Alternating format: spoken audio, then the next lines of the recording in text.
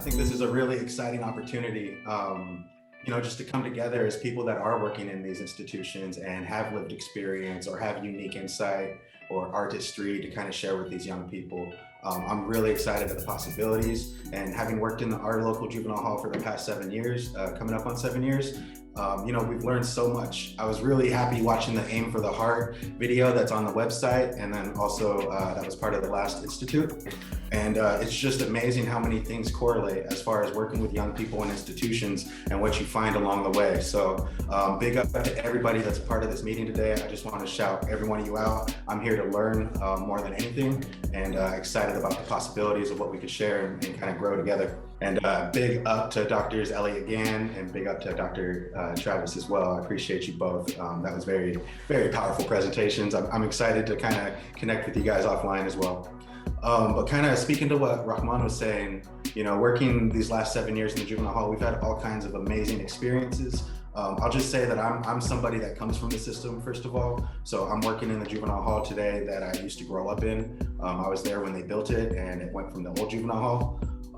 But I am grateful and blown away every time I get to walk through those gates, because as somebody that grew up in the system and hearing you guys talk about a lot of the trauma and a lot of the different things that we experience, I look at it through different lenses all the time. I try to look at it through the young people's lenses that we go to meet. And I also, I recognize, sometimes all we could do is plant seeds or offer something that they haven't experienced before and hope that it can grow, But with that, we've done so many great different things that we've gotten to offer through our juvenile hall. We have separate programs that kind of consist of hip hop and bringing artistry to this community. We live in a very small conservative community.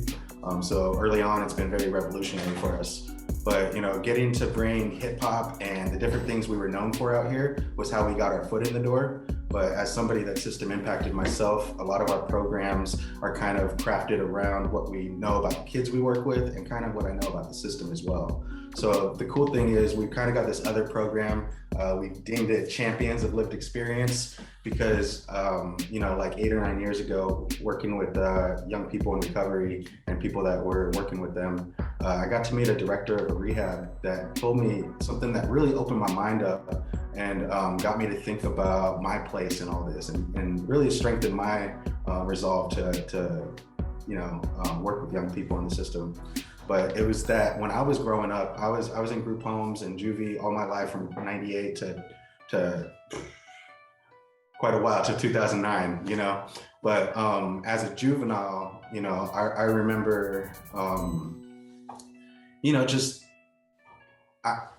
I remember being in their seats, and I remember not hearing what a lot of people had to share with me, or not listening with open ears, or joking about it, or honestly being turned off and feeling disrespected sometimes for a number of different reasons, right?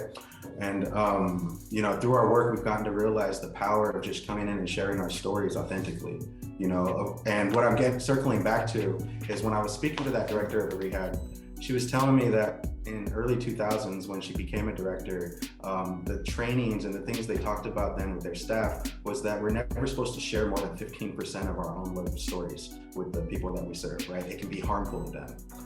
And I just, I'm probably like you guys right now are like, what? Because we're living in a different time now. And that's part of the excitement around it, right? Now from what I understand, and this was almost 9 years ago, 8, 9 years ago, right? She was telling me that it's completely flipped on its head. So now you're supposed to share up to about 85% of your story and keep out the 15% that doesn't make sense to share, doesn't lead anywhere positive for them, doesn't illustrate the growth or what you hope to achieve, working with them. So that makes a lot more sense to me. You know what I mean?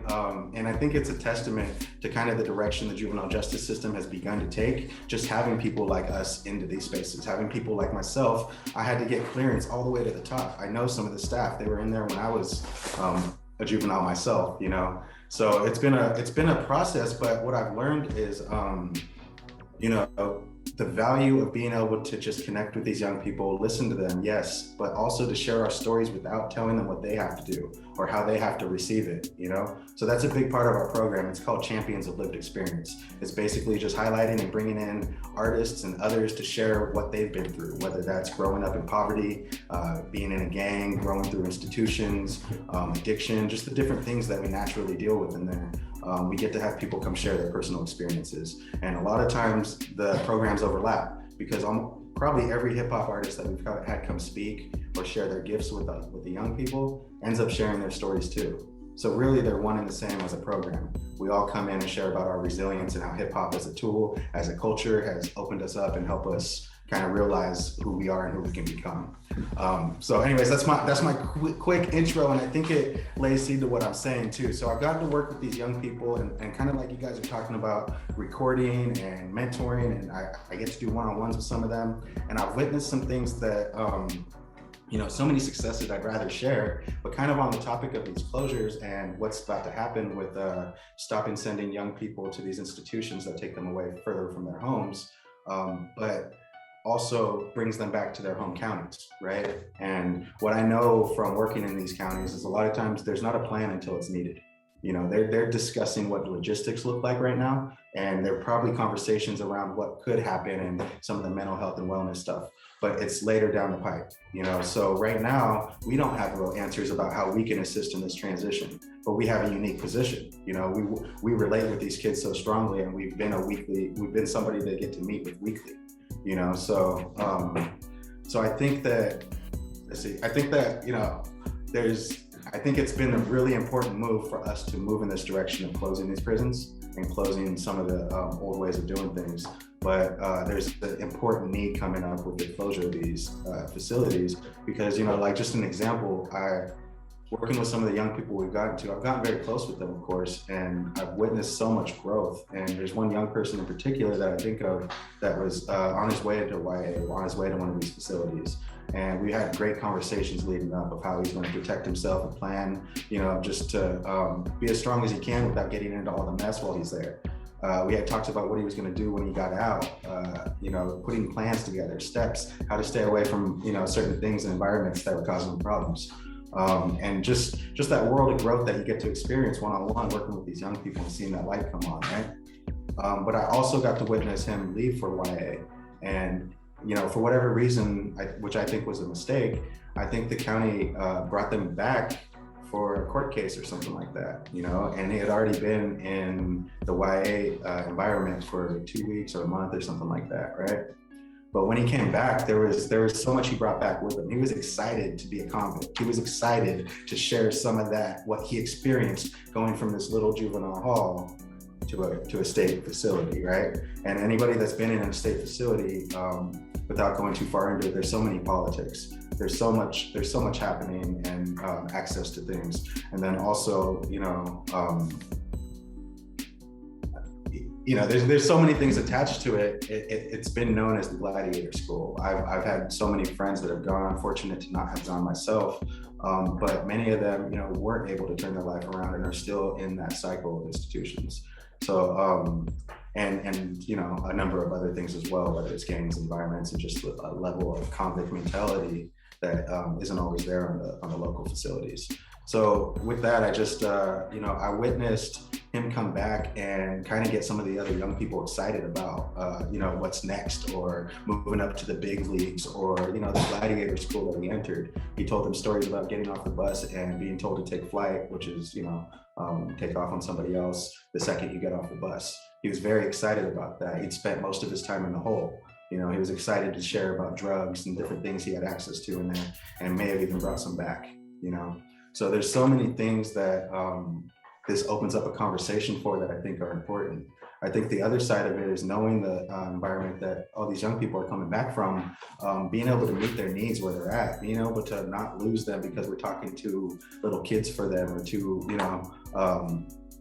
not as experienced enough for them, right? So I think there's an opportunity for us to apply some of what we're doing in these other settings and really think about how to bridge that with people that are a little further into the system, a little further into gangs and other things that they might be involved with, right? So anyways, that's my part, and it's on my heart, and I just brought it up at a meeting with Rahman, and I'm really grateful that that this conversation gets to center around that. So.